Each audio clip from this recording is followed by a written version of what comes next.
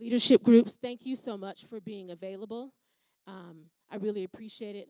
I'm excited to introduce today's speaker, Dr. Anthony, and he is comfortable with being called Ant Thornton, is the son of an Air Force veteran, developed an early passion for aviation, and went on to earn a degree in aerospace engineering from the University of Colorado in 1978.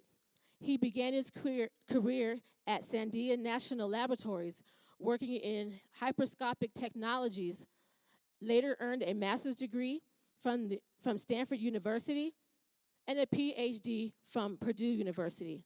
In 1997, that was a great year because I was born. Just saying. Dr. Thornton became Sandia's first Black American executive director. Later, he joined Lockheed Martin's renowned SNUC work, where his contributions earned him the 2001 Black Engineer of the Year, an award for professional achievement in that industry. Returning to Sandia in 2005, he rose to deputy to the vice president and oversaw the nation's major environmental test facilities for nuclear weapons. In public service, he was elected first vice chair of the Republican Party of Bernalillo County in 2001 and was the 2022 nominee for lieutenant governor. Today, he serves as New Mexico's first Black Republican state senator.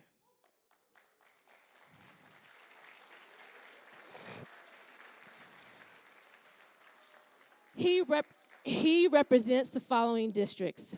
District 19, which includes parts of Bernalillo, Torrance, Sandoval, and Santa Fe counties. Dr. Thornton is joined with some very important guests. He has, let me turn on my radio. Sorry, guys. He has his legislative assistant, Mrs. Tracy Major.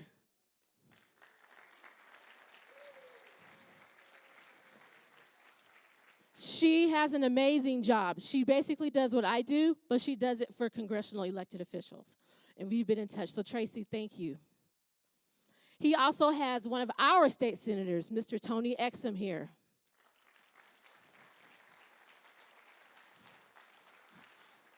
If you're not familiar with the Exum family, they have a long history of musical talent, and Mr. Tony is a retired firefighter. And Senator Exum has made his way through politics, and he's our state senator. I had an opportunity at sitting at his representative desk a couple of years ago. No one sits in their desk, but he gave me permission to sit in his desk when I was at the Capitol. So thank you. And certainly, last but not least, his beautiful wife, Glenna Thornton.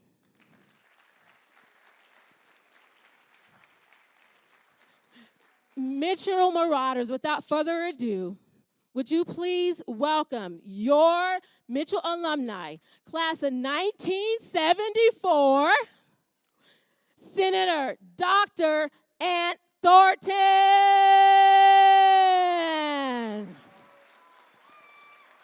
Thank you for that.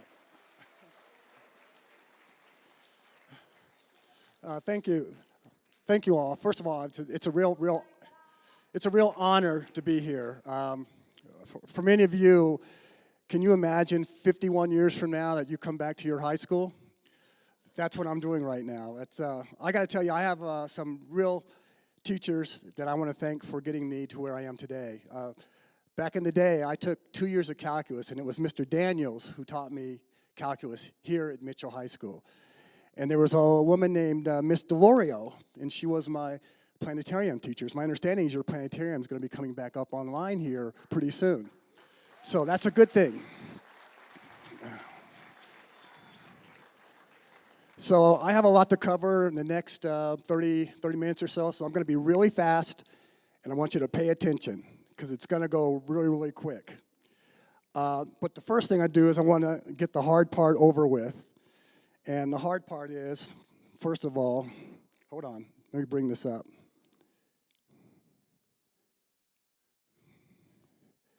Okay.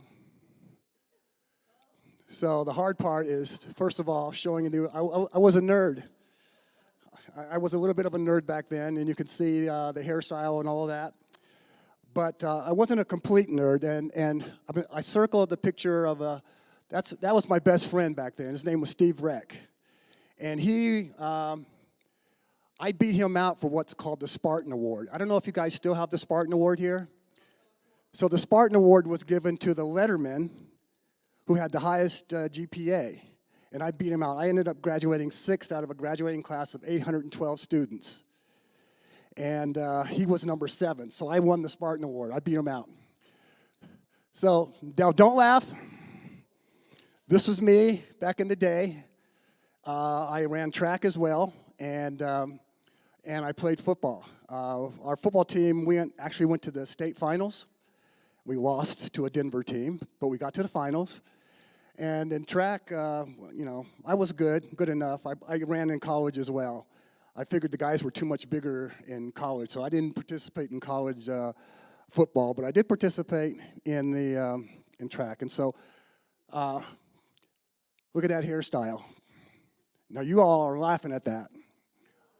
You're not? That's good. It's coming back, right? So, but I got to tell you, when you guys are coming up here 50 years from now, we'll look at your hairstyle then too, and you'll feel bad about that. So I want to give you, I want you to imagine for a second. Imagine you're 60 million years ago, you're this mastodon and you're stuck in a mud pit. In this mud pit, you're trying to get out and you can't get out. And I'm having some technical difficulties here. Hold on. It's not working.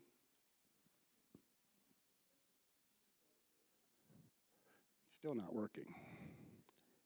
Let's see here.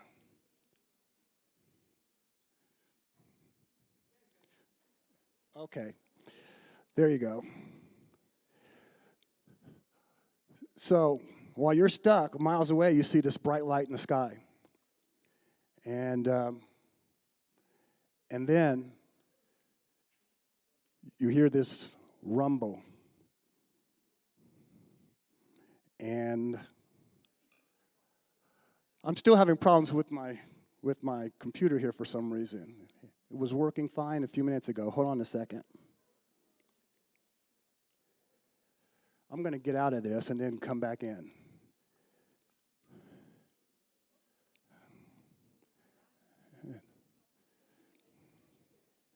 Let's try this again.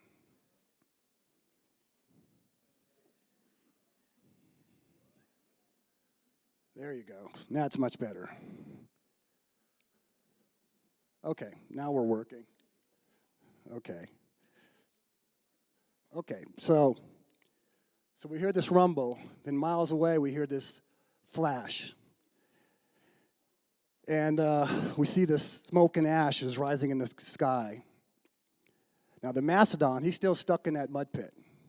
And all of a sudden he pulls and he yanks, and all of a sudden he frees himself. And he casually walks back home. I think I got it now.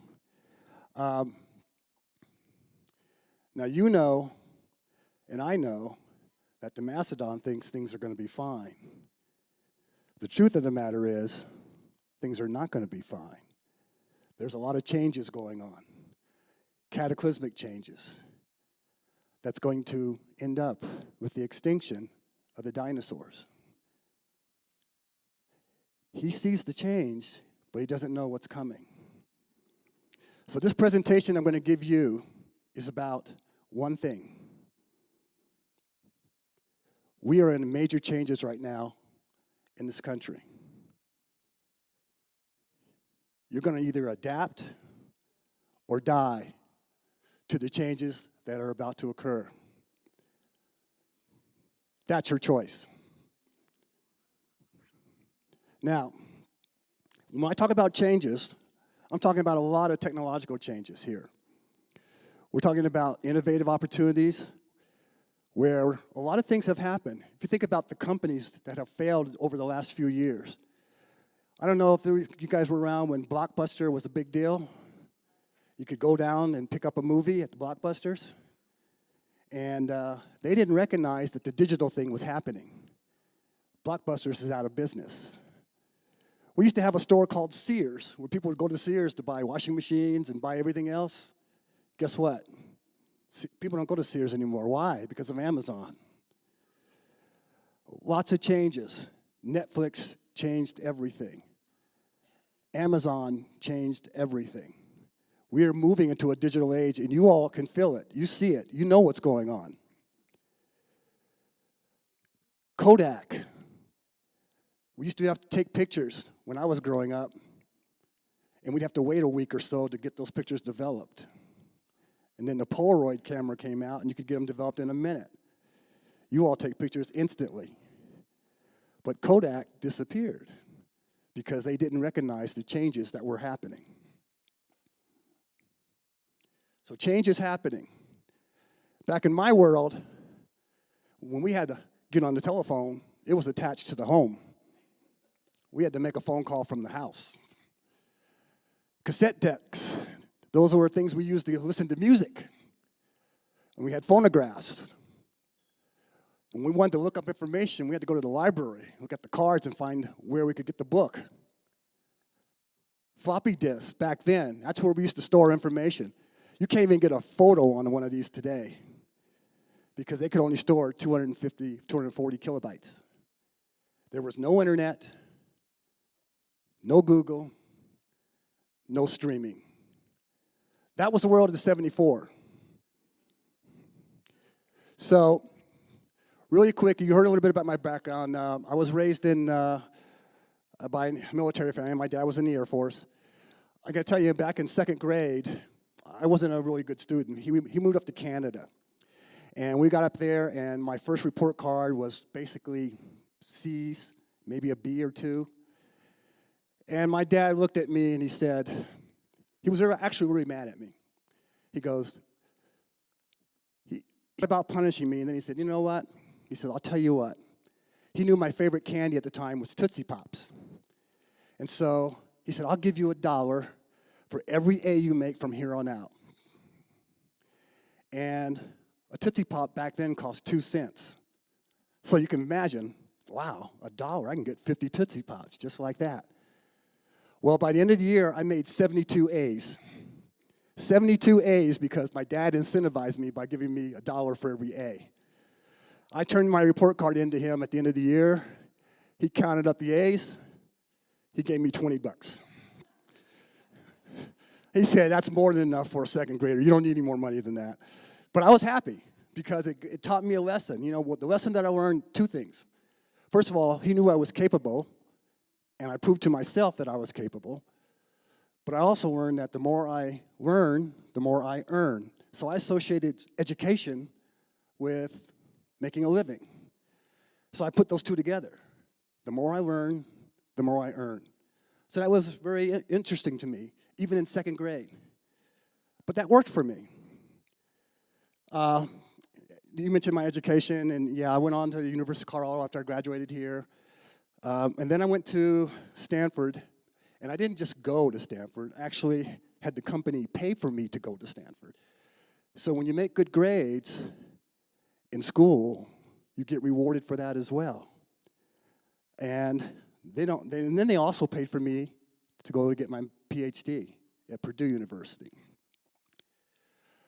So one of the things that I learned as I was doing all of this is I had to figure out what my passion was. And this is another rule for you all. Find your passion. So what did that mean? Well, for an aerospace engineer, I could have done one of 3 things.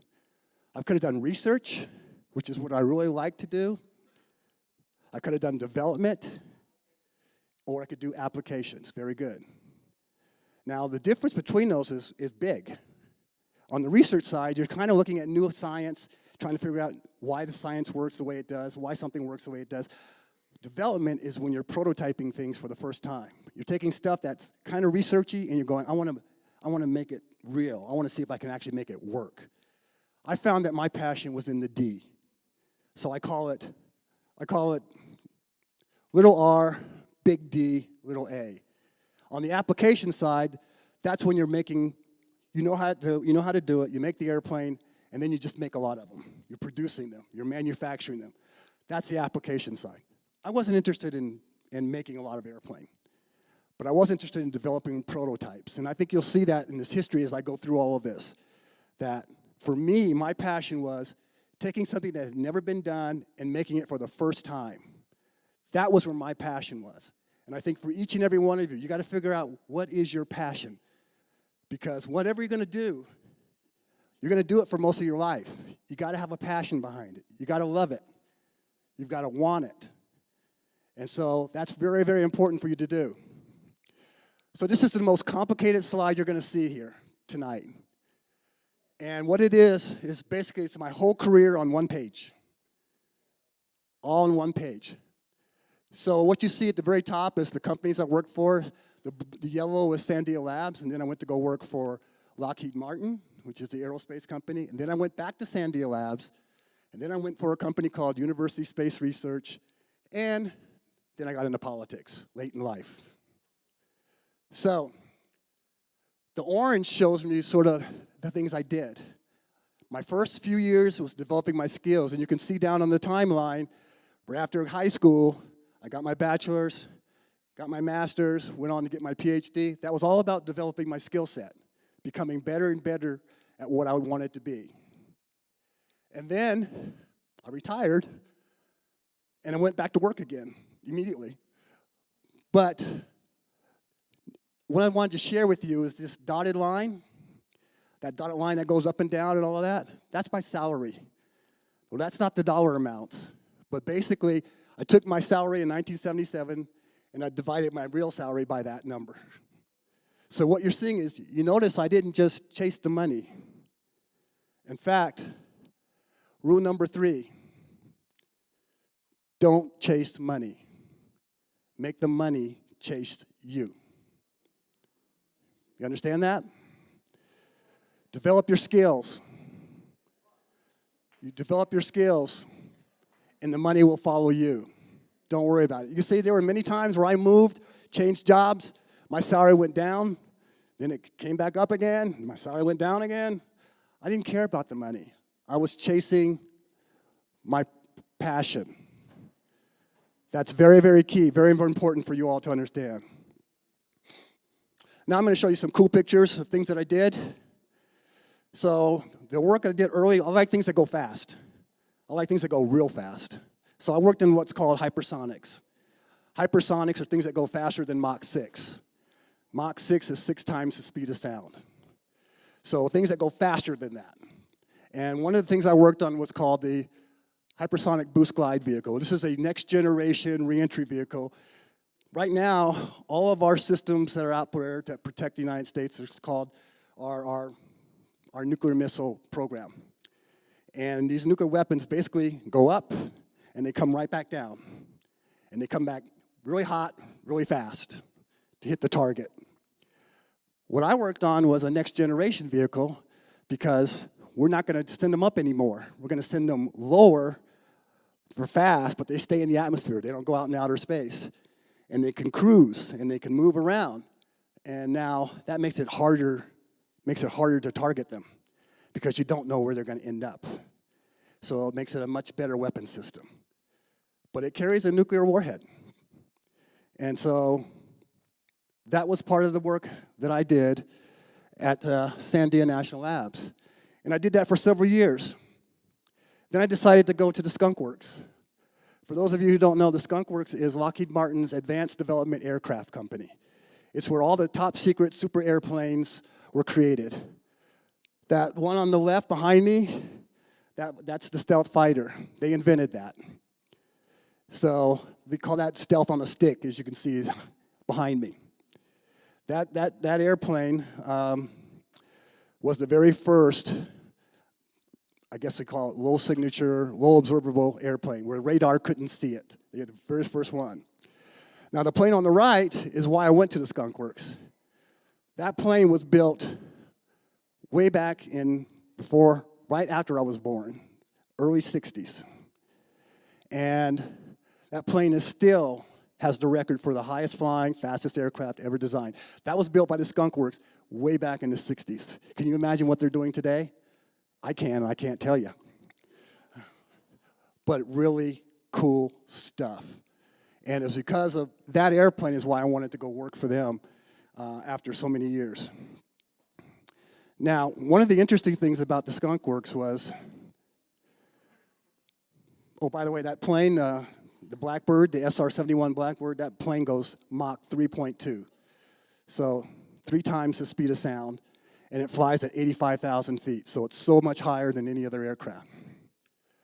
So because of my background in high-speed things, working really fast, what happened was I got to go work for, they wanted me to come work for them to work on this program called the X-33.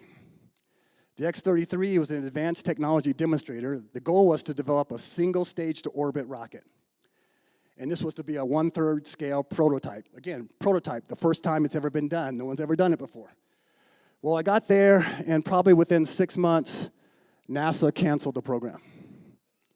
And so now I go, oh my God, I moved all the way out here to Palmdale, California, and they canceled the program. Now what am I going to do? Well, I went from working on hypersonics to this other vehicle to the right. It's called aircraft. Now imagine, if you will, a vehicle the size of the Rosebow. That's how big this thing is. Huge stadium-size vehicle. It's like half blimp, half aircraft. The idea was it was supposed to be able to carry 23 tons of material, and Lockheed spent $20 million of its own money to make this aircraft. And you see those little feet underneath it? That's called an air cushion landing system. So because it's so big, you can't just land it like an airplane. So you would have to land it, and then those little things would turn into suction cups to stick it to the ground. So they would suck the air out so it would stay. Because even if the wind's blowing a little bit, you can imagine a big balloon, it wants to move around. So they put those air landing cushions, which is a very unique system, so that it would stick. So my job was to analyze that vehicle. And we went through 30 different configurations. But we didn't go out and make 30 different ships. We actually analyzed them on a computer. And so that was the work that I did. And this is just one example of an earlier configuration of what it looked like. Fun stuff. Then I got transferred over. I had to change skill sets again. Got moved over to a new program. This program was called T-50. It's a trainer aircraft for the Koreans. And as you can see, it's like a little baby F-16. And we helped build that with the Korean aerospace industry to basically help them understand this is, they wanted it to train their pilots on a jet fighter, but they didn't have a trainer fighter plane, so we helped them do this. And for me, it was a really fun thing because I got to go to Korea. I don't speak Korean, and they didn't speak English very well, but we got to learn how to communicate. And we helped them we designed the wings, and we actually built what's called the avionics, which is the computer brain behind it, and the flight control system, which is how the airplane flies. And so those are the things that we designed to help them build their plane for the first time. And this was way back in 2000, early 2000. And in fact, we made it to the cover of Aviation Week and Space Technology when our design finally came out. And this was a big deal back then. It's kind of like a Sports Illustrated model, getting on the cover of Sports Illustrated. For us, this was our Sports Illustrated model for the airplane, getting on the cover of Aviation Week and Space Technology. Now, you see at the very top there, it says program management. That's another skill set that one has to have as you grow into your career. Program management is the ability to manage lots of different things. When you're building an aircraft, it's not about just, oh, we're going to just stick this together. You have all these different aspects of an aircraft. You have to worry about the controls, the computer, you have to worry about the airframe itself, you have to worry about the landing gear, you have to worry about all these things, and you have to bring all that together. So the whole program you have to manage. And so there's a skill set associated with managing programs. And I had to learn that, and so they kind of gave me a good program manager to work with.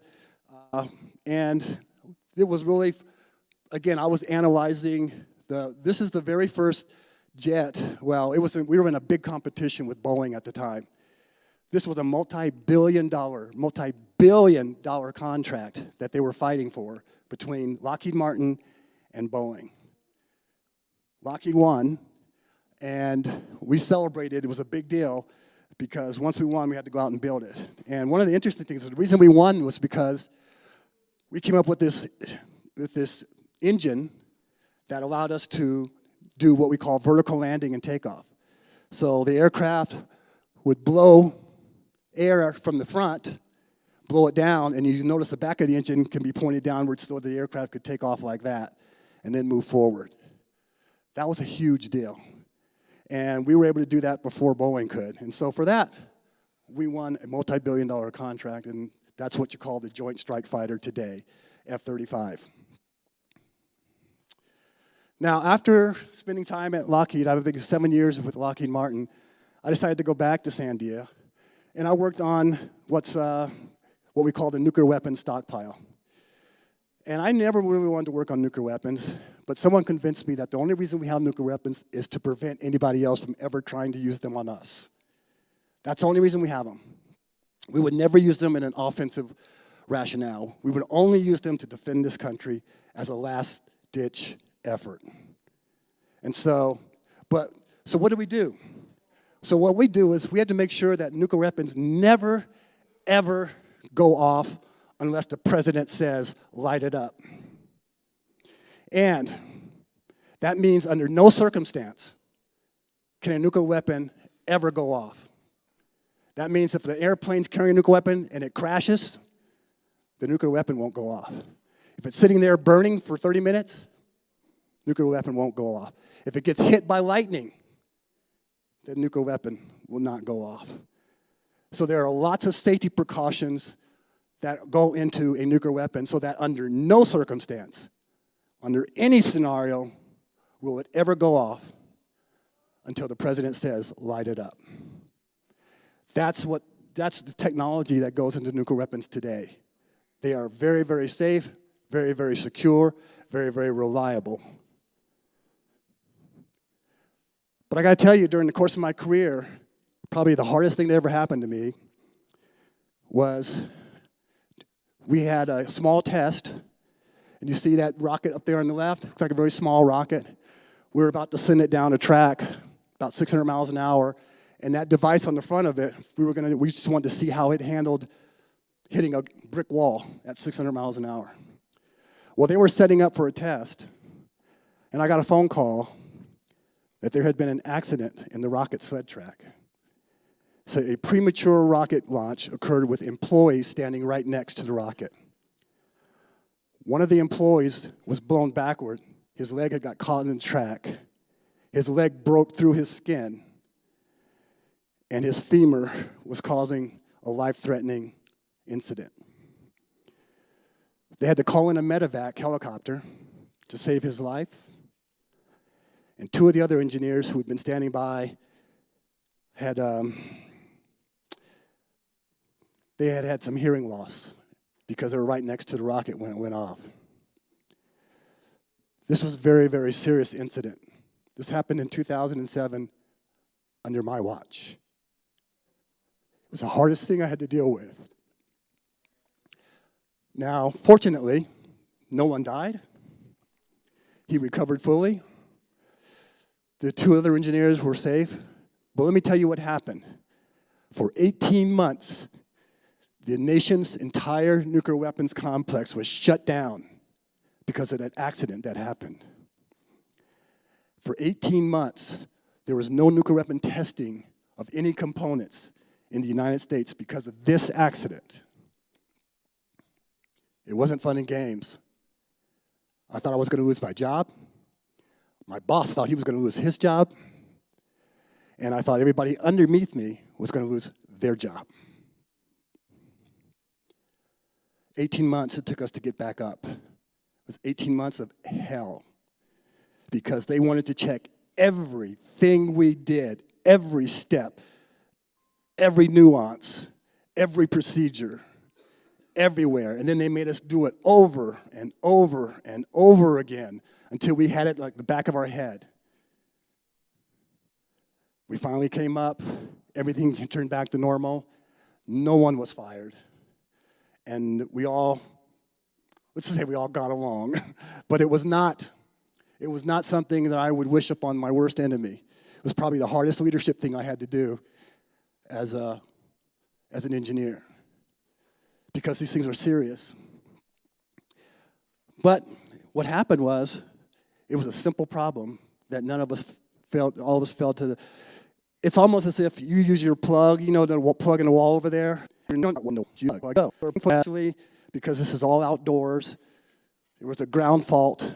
In other words, one of the wires had been chewed by some mouse behind the wall. No one knew. So when they plugged something in, it created a ground fault, and the circuit went back to the rocket, and it initiated it, boom, and it sent it down the track. Thank God there was no one down to the other end of the track, because once a rocket's lit, it's going. It's not stopping. But that's what we found out. And so we realized that because we have old infrastructure, it was 40 years old. Anyway, those things happen. So that was the toughest part of my career. And then after I retired, I went to go work for this small company called University Space Research. And they were fun. What you see here is a 747. It's the largest portable telescope, thank you, in the world. And it's in the back of that 747. So we can fly it anywhere. They wanted to see something that was like over the ocean, but you couldn't see it anywhere else. So they'd fly the plane there, and then they could observe it with the telescope. And it was infrared astronomy. It was a fun thing, a fun project. They did a lot of good work. The point of all this is that most people in their career will have one or two interesting things that they've actually been able to do and accomplish. I was so fortunate, coming from Mitchell, to be able to do all of these things in a short span of my time. And so what I wanted to make sure you understood is you have an opportunity as well. Politics, I thought it's important for me to become a Jedi Knight. And so I had to learn how to deflect things, because when you're going to politics, you're getting thrown stuff at you all the time. So politics is not for the faint of heart either. I got to tell you, though, the reason you go into politics is for another. I didn't mean to do that again. So I wanted to talk about your world now, where you guys are going. So your generation is really about to enter a golden age of abundance. You may not feel it right now, and you may take it for granted. But like your smartphone, those tablets, you guys have like supercomputers at your beck and call. I know you use them for things like gaming and streaming and social media. It also gives you access to all forms of entertainment, like music and movies. You guys have the ability to connect with anybody in the world at your fingertips.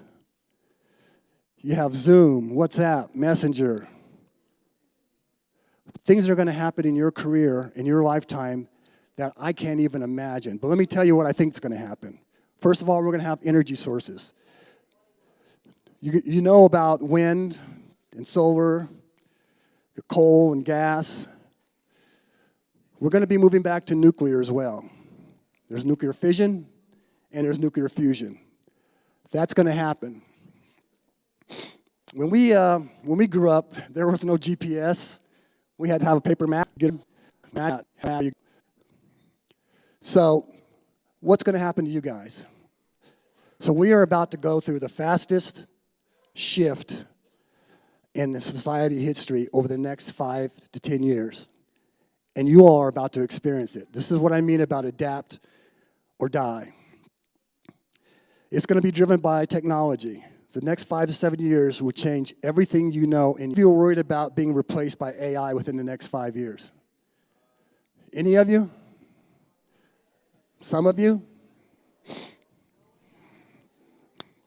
Well, there is a big battle going on right now in AI. You know, we have OpenAI, there's another thing called Anthropic, there's Perplexity, there's Gemini, there's XAI, the Grok. So your generation is going to be the first generation to vacation on the moon. That's going to happen. And you also will lead the effort to make us all an interplanetary species. In your lifetime, we are going to Mars. Education is going to change in the sense that education is going to become more personalized, more individualized. It's going to be fixed for you. We're going to see self-driving automobiles within the next 5 years. And in the next 5 years, robots are going to know comfortable with robots. And as I mentioned earlier, energy is going to go. But the real big deal is digital economy. Your money is going digital. You've heard of some crypto things called Bitcoin. It's going to change a lot of things. It's going to change a lot of things about what people don't understand about money. The money that we have right now in our hands is being devalued by our own government. The dollars that you own, the dollars that you earn, every day is being devalued by the government. I'm not telling you not to trust the government. I'm just saying you might want to put your money somewhere else. And so people are recognizing that. And so the crypto world is coming to the forefront, and you're going to see big advances in that over the next 5 years, guaranteed. I'm giving you all this so you can prepare yourself. What do you need to do? Opportunities come from new skills. As I told you before, what you're learning now in school, that's just the bare basics. You're going to have to continue to educate yourself once you graduate. Do not take what you learn from here and think that's all you need to know. Trust me, it is not all you need to know if you want to be successful in this world. I'm saying develop evergreen skills. What are evergreen skills? These are skills that stay good no matter where you go, what you do. So what am I talking about? These are skills that you can take with you regardless of what you do. I'm talking about communication, writing, speaking, and listening. Listening is probably the most important skill you're going to ever need. If you don't listen, you'll never learn.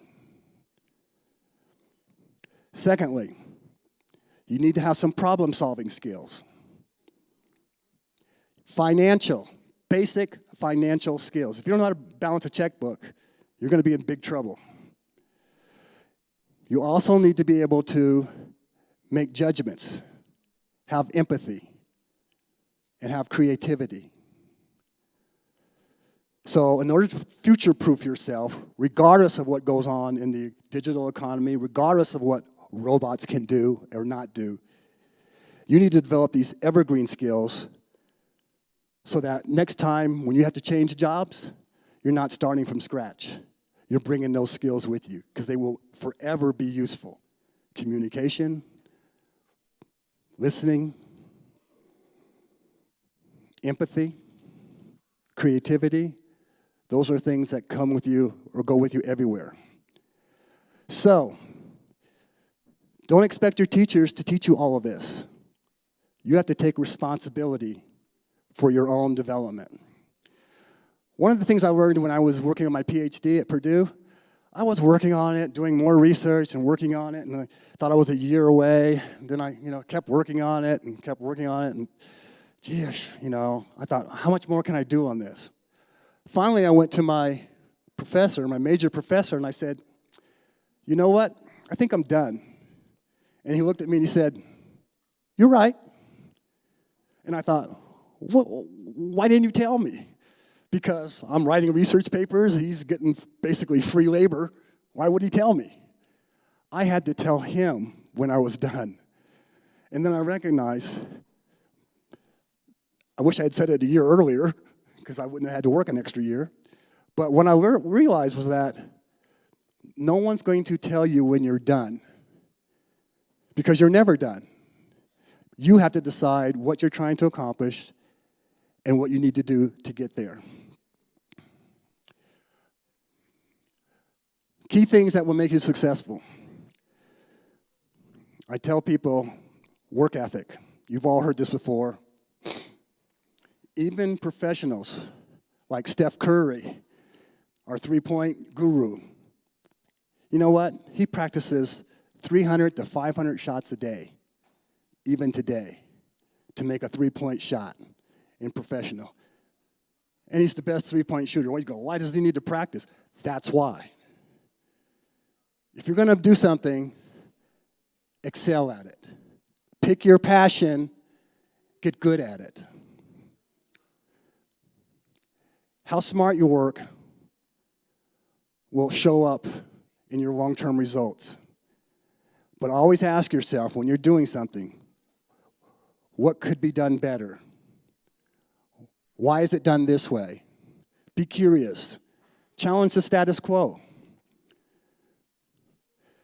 On integrity, your word is your bond. When you tell someone you're going to do something, you better darn well follow up and do it.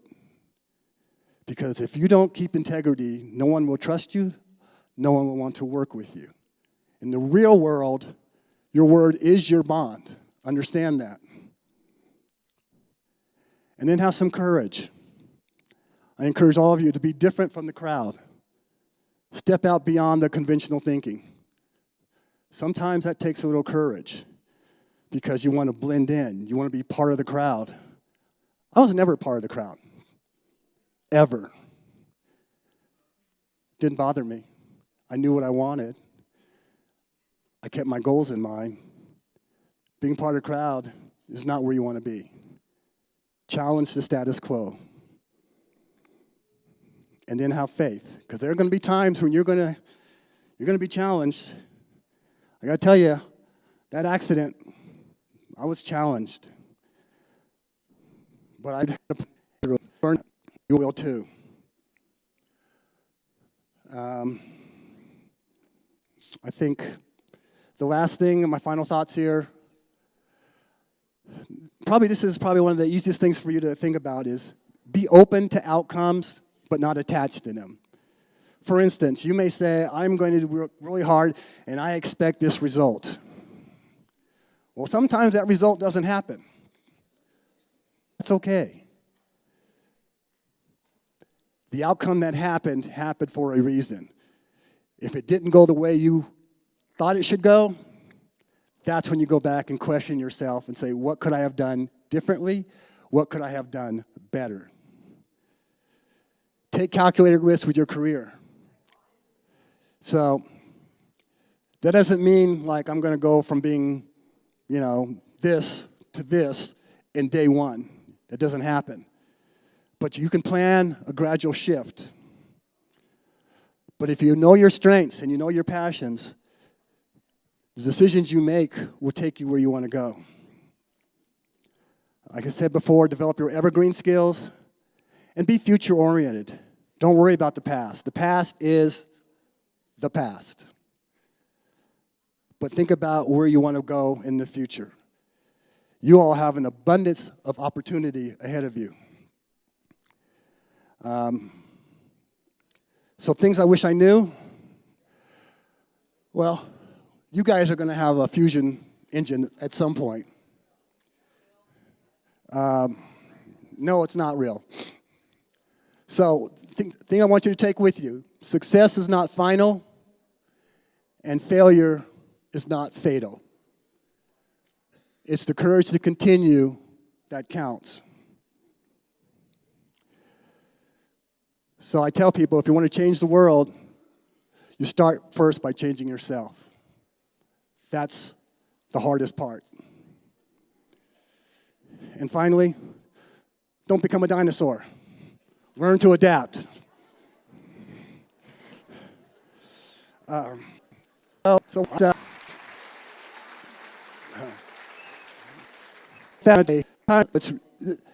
I know in high school, you guys are really focused on what am I going to do?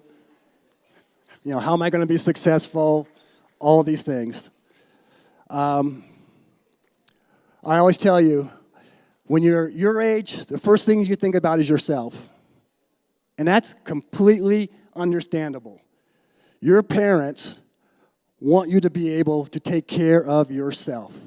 So that's a completely normal thing for you to do at your age. However, at some point, you want to think about family. Not only your own family, but the potential family that you yourself may have in the future. And then you'll start to think, once I can take care of myself, I can take care of my family, what can I do to help my community? That's the next layer of dedication and service. And once you know about their community, how can I serve my country? And I think finally, it's important for all of you to think about what is your purpose in life? Why are you here? If you don't know why you're here, you need to find out why you're here. Find your passion and fulfill it. So, your future begins with the decisions you make now, here and in the future. It doesn't matter what decision you make. Just know that you're going to live by that decision. And each one of you has a talent, a skill, an ability to do something great. Each and every one of you. And this world, we're going to need you. We need you.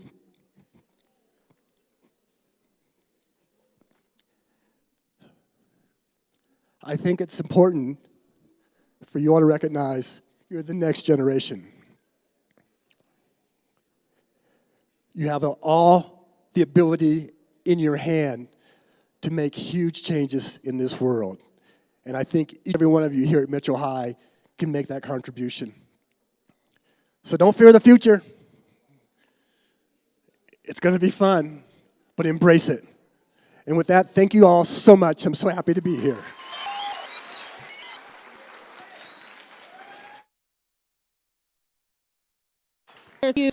We are over time, but do we have one pressing question from John?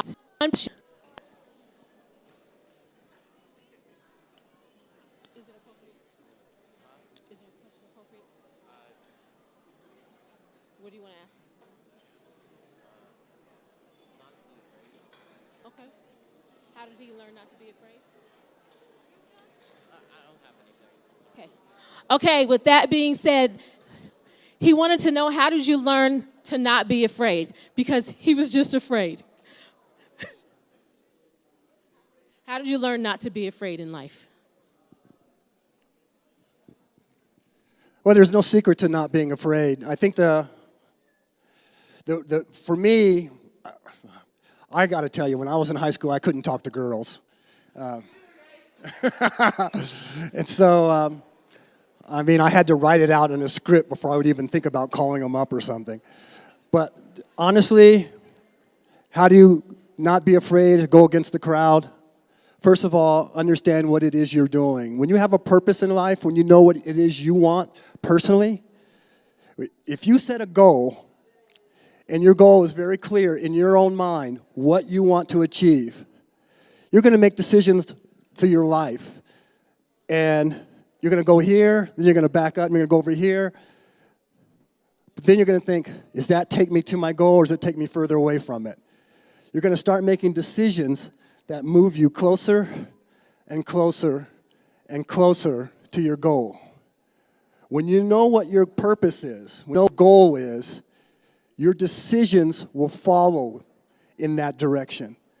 That's how you stay away from fear, because you're focused on your purpose and your goal. And that's how it worked for me. Does that make sense?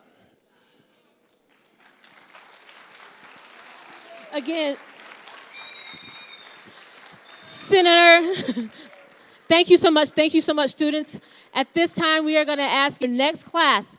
Our student groups, you're going to remain behind to do a one-on-one visit with our senator.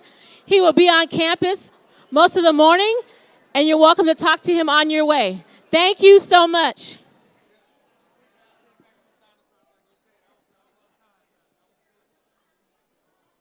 Have a great rest of the day.